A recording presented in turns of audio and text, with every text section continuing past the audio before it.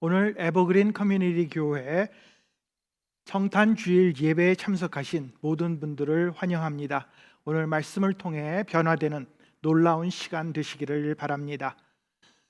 오늘 저희들에게 주시는 말씀은 구약성경 이사야서 61장 1절 한 절 말씀입니다.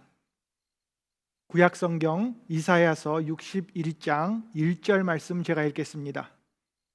주 여호와의 영이 내게 내리셨으니 이는 여호와께서 내게 기름을 부으사 가난한 자에게 아름다운 소식을 전하게 하려 하심이라. 나를 보내사 마음이 상한 자를 고치며 포로된 자에게 자유를, 갇힌 자에게 노임을 선포하며. 오늘은 크리스마스입니다. 게다가 이번 크리스마스가 주일과 겹쳐서 우리는 성탄주일로 예수님의 탄생을 축하하며 하나님 앞에 감사와 찬송의 예배를 지금 드리고 있습니다. 아마 크리스마스를 싫어하는 사람은 거의 없을 것입니다.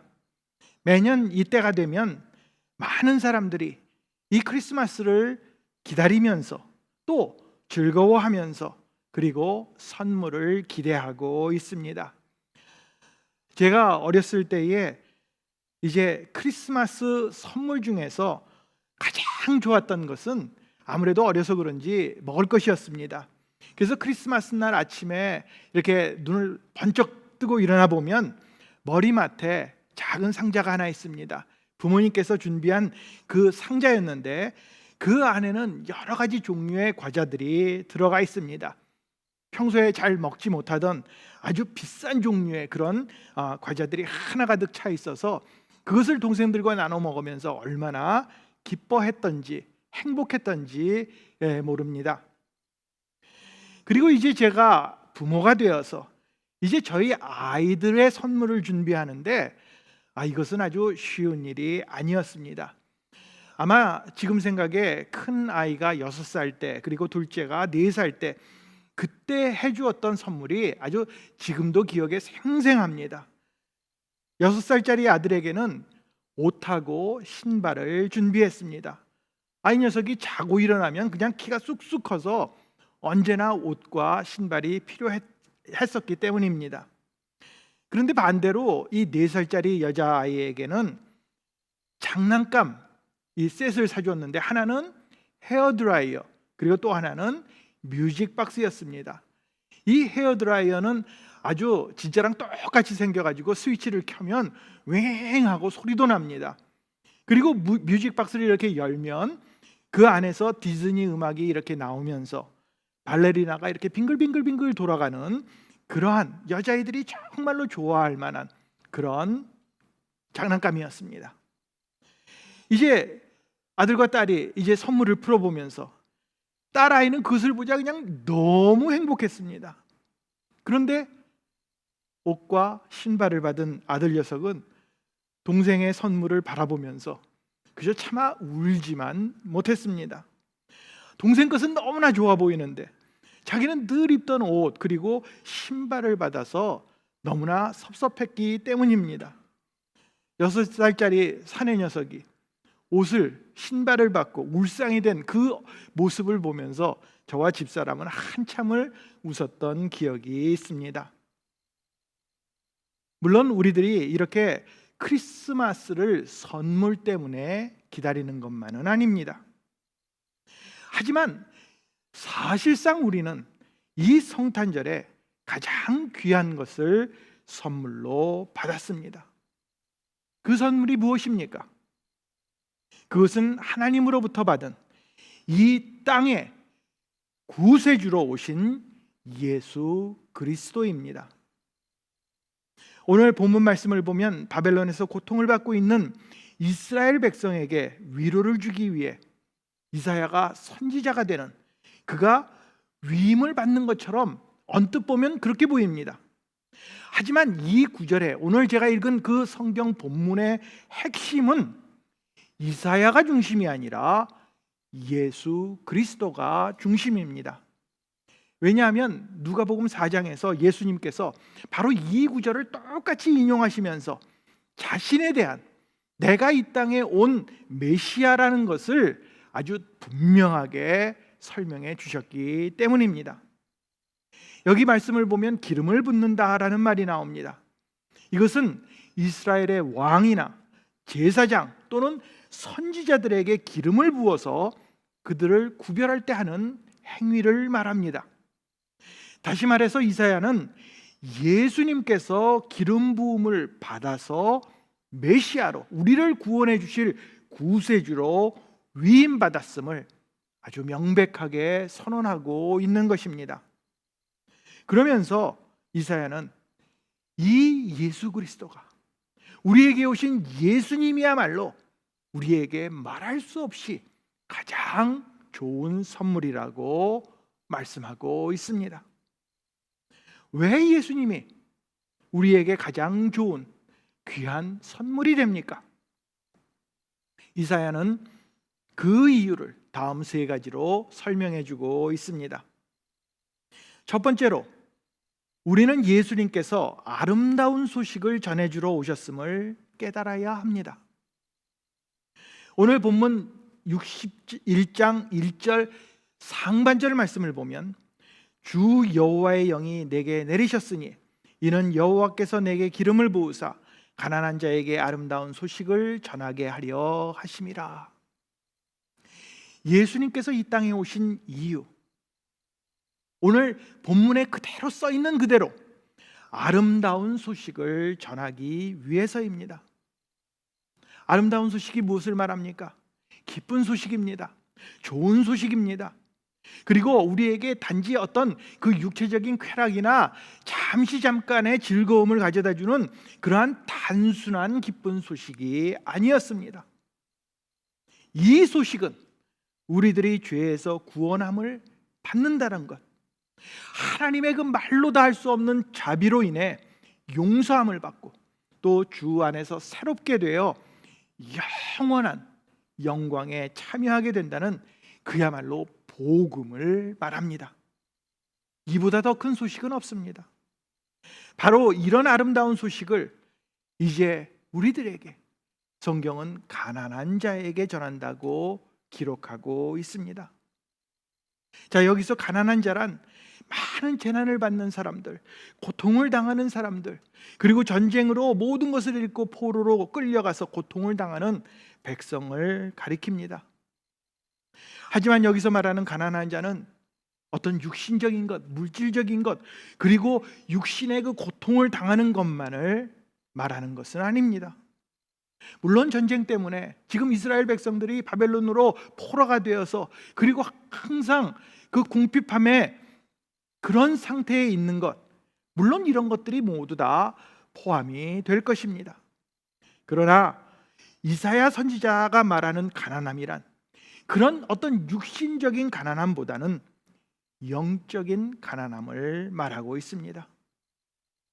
우리들이 죄 때문에 힘들어하는 것, 늘 두려움에 쌓여서 고민하고 있는 것, 이 마음속에는 영적 주름이 있으면서도 하나님과는 계속해서 멀어진 그런 상태, 바로 그런 영적 가난을 말합니다. 그렇기 때문에 우리들이 아무리 돈이 많고 명예와 권력이 있어도 하나님과 관계가 멀리 떨어져 있으면 언제나 우리의 마음은 공허하고 낙심 속에서, 두려움 속에서 사는 가난한 사람이 될 수밖에는 없습니다. 예수님께서는 바로 이렇게 심령이 가난한 사람들 때문에 이 땅에 오셨습니다. 지은 죄가 너무나도 많아서 그것 때문에 힘들어하고 마음이 상하는, 그리고 가난한 사람들, 바로 그런 사람들에게 아름다운 소식을 전하여 주시려고 이 심령이 가난한 자들에게 천국을 보여주시려고 이 땅에 오신 것입니다. 그러므로 아름다운 소식이란 구원의 복음을 말합니다. 예수님께서 베들레헴의 마구간에 아기로 탄생했습니다. 이것은 이 기쁜 소식을, 이 아름다운 소식을, 복음을 전해 주시기 위함이었습니다. 우리는 지금 영적으로 어떤 상태입니까? 여러분들 부유하십니까? 아니면 가난합니까? 우리들에게 집이 있습니다, 차가 있습니다, 먹을 것이 많이 있습니다. 그렇다고 해서 우리는 나는 가난하지 않다 이렇게 말할 수는 없을 것입니다. 우리들이 물질적으로는 가난하지 않을지 모르지만 사실 영적으로는 가난한 사람들임을 깨달아야 합니다. 그렇기 때문에 아름다운 소식을 전하러 오신 예수님을 우리는 우리 안에 모셔야 합니다. 죄로 인해 생긴 이 영적 가난함은 오직 예수 그리스도를 통해서만 채울 수 있음을 우리는 알아야 하는 것입니다. 그러므로 우리의 예수님이야말로 우리들의 길이 됩니다, 진리가 됩니다, 생명이 됩니다. 이것보다 더 아름다운 소식은 없습니다. 하나님께로 나아가는 유일한 길은 바로 예수님 한 분뿐이시기 때문에 하나님께서 바로 그 예수님을 우리들에게 보내주셨습니다. 이보다 더 좋은 소식은 없습니다. 죄에서 벗어나는 길, 구원의 길, 영생의 길, 생명의 아름다운 소식은 오직 예수님 뿐입니다. 우리는 이 성탄을 통해 우리의 구세주이신 예수님을 최고의 선물로 받았음을 기억해야 합니다.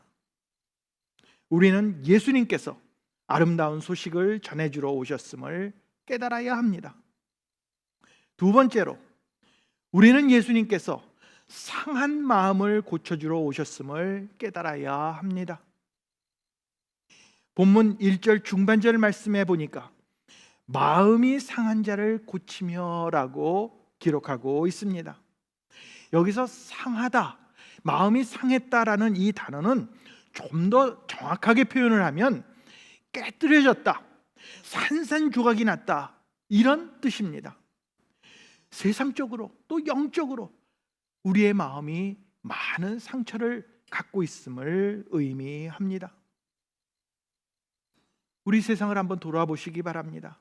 많은 사람들이 마음이 아파합니다. 상했습니다. 깨어졌습니다. 산산조각이 나 있습니다. 그런데 예수님께서 이런 사람들, 이 마음이 무너져서 산산조각이 난 그런 사람들을 치유해 주시기 위해서 메시아로 이 땅에 오신 것입니다. 예수님은 자신이 이 땅에 오신 목적을 아주 분명하게 말씀해 주셨습니다. 마태복음 9장 13절에 내가 의인을 부르러 온 것이 아니요 죄인을 부르러 왔노라. 또 11장 마태복음 11장 28절에 수고하고 무거운 짐진 자들아 다 내게로 오라 내가 너희를 쉬게 하리라 라고 말씀하고 계십니다.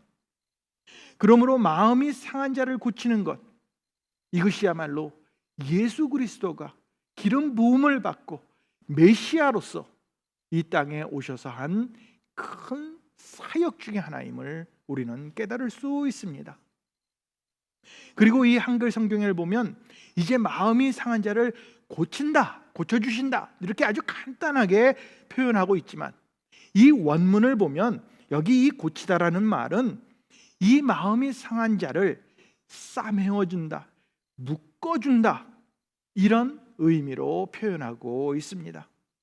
이 묶는다라는 것, 무엇인가를 아주 단단히 싸매는 것을 말합니다.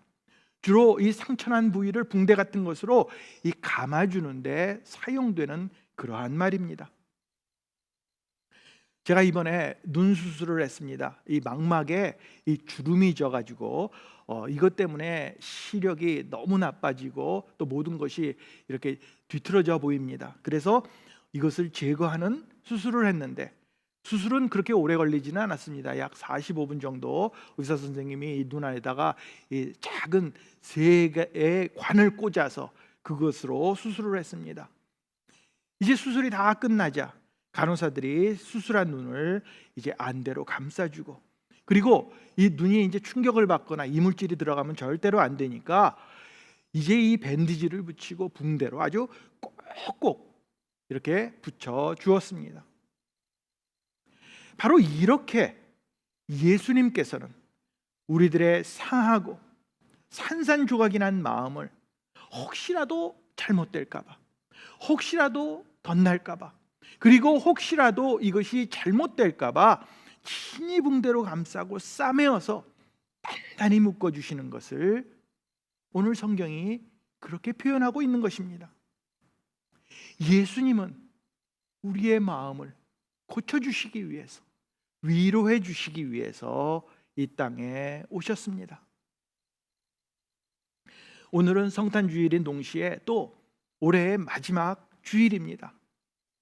지난 2022년을 보내면서 아마 많은 생각들이 있을 것입니다. 지금 어려운 시기를 우리는 보내고 있습니다. 이제는 코비드뿐만이 아닙니다.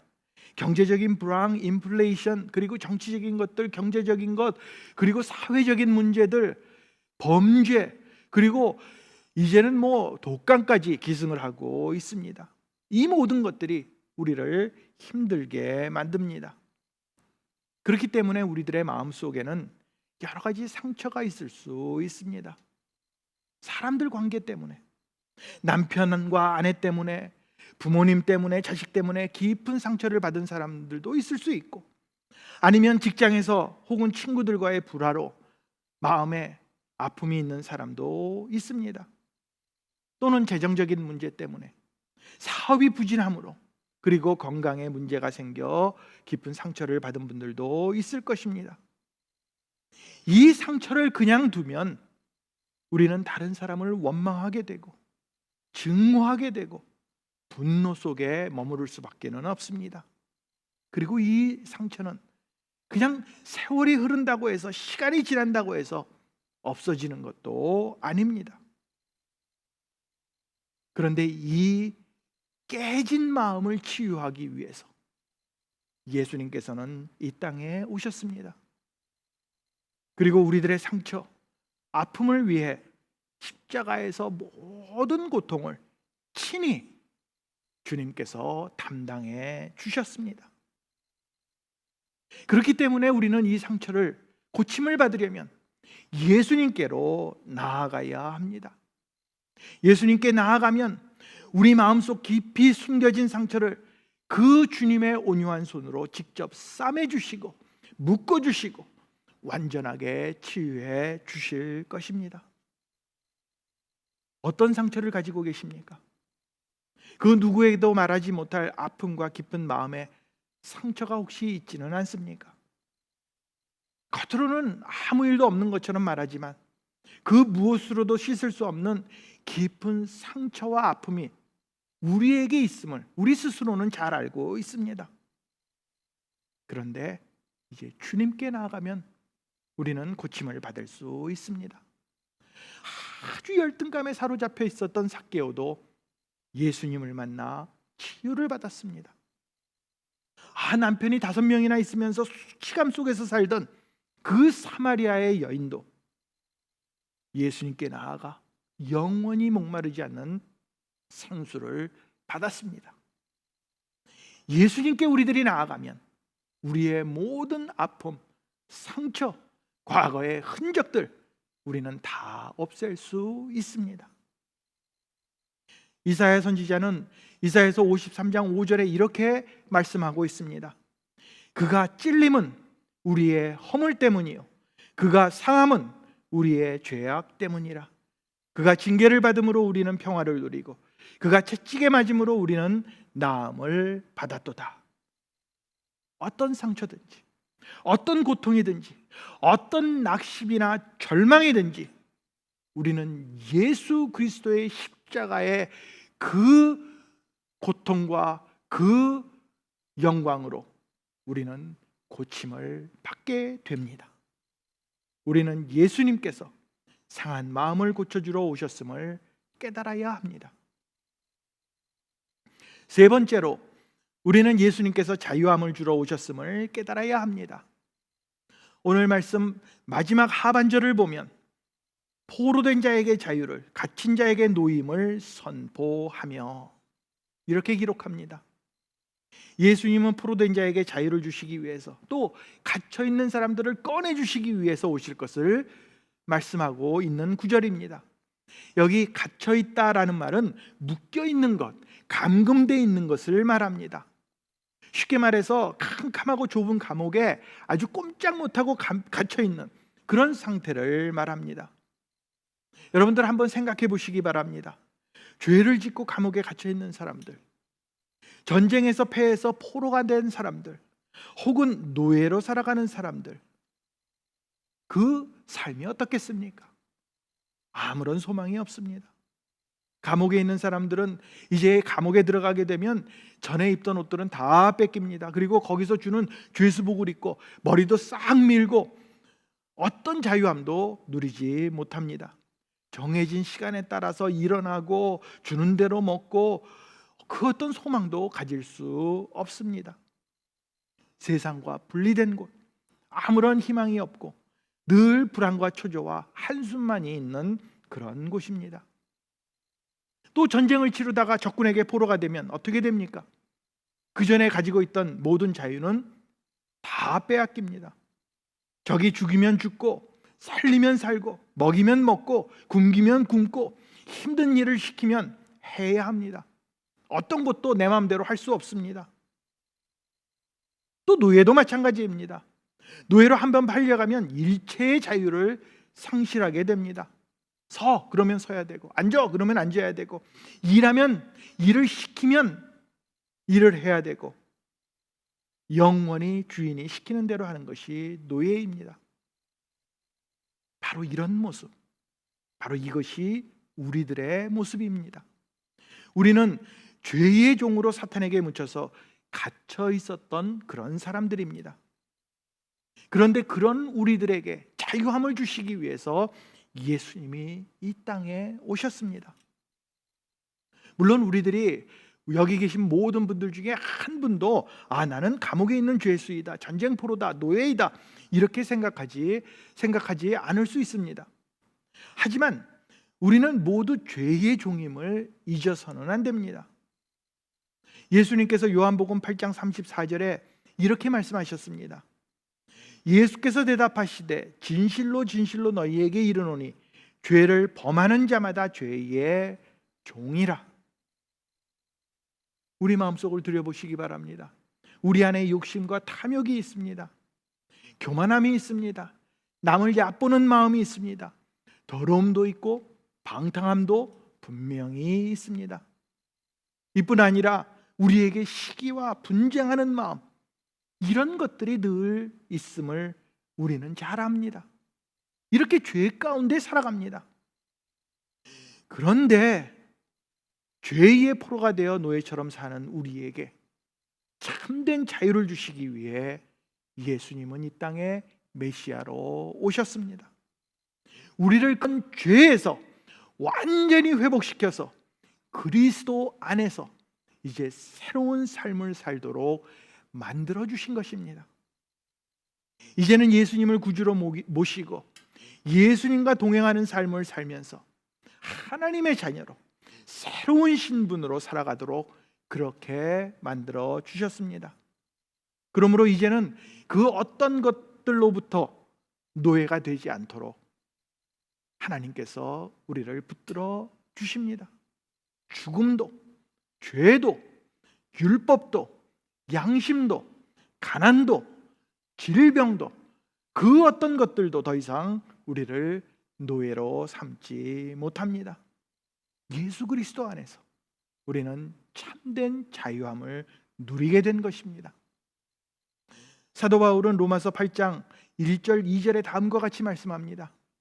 그러므로 이제 그리스도 예수 안에 있는 자에게는 결코 정죄함이 없나니 이는 그리스도 예수 안에 있는 생명의 성령의 법이 죄와 사망의 법에서 너를 해방하였음이라.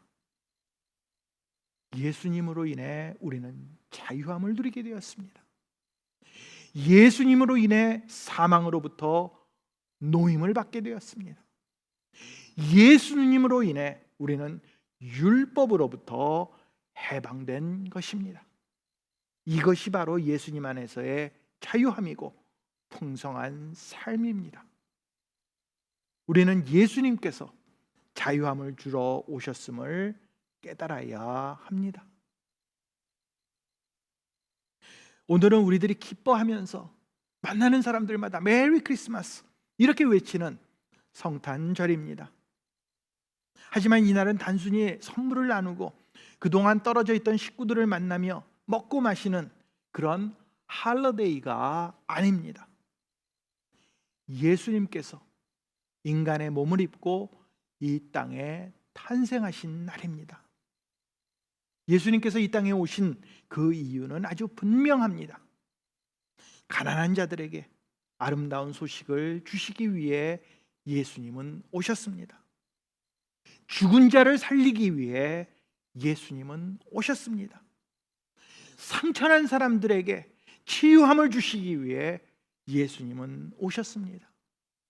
포로된 자, 갇힌 자를 자유케 하기 위해 예수님은 오셨습니다. 슬픔과 근심에 빠진 자들에게 위로를 주시려고 기쁨의 소식, 구원의 소식을 주시기 위해 예수님은 마구간의 아기 예수님으로 오셨던 것입니다. 오늘 이 시대의 사람들 모두가 다 아주 좋아 보입니다. 다 괜찮아 보이고 부유해 보이고 건강한 것처럼 보입니다. 하지만 사실은 깨어진 마음, 상처난 마음, 절망 가운데, 죄 가운데 자유함 없이 살아가고 있습니다. 좋은 집이 있고 좋은 것을 쓰고 그리고 맛있는 것을 먹으면서도 감옥과 같은 인생을 살아갑니다. 바로 그런 이 시대와 가난한 사람들을 위해 예수님은 메시아로 이 땅에 오셨습니다. 오늘 성탄절 아침 우리는 이 크리스마스의 주인공이신 예수님 때문에 기뻐하고 감사해야 할 것입니다. 이보다 더 좋은 선물, 이보다 더 아름다운 소식은 없습니다. 이렇게 예수님을 크리스마스의 주인공으로 삼으며 올 한 해를 이제 주 안에서 감사와 찬송으로 마무리하시는 저와 여러분들이 되시기를 예수 그리스도의 이름으로 축원을 드립니다. 다 같이 기도하시겠습니다. 이 시간 조용히 눈을 감고 한번 자신을 돌아보시기 바랍니다. 오늘은 2022년 마지막 주일이자 성탄 주일입니다.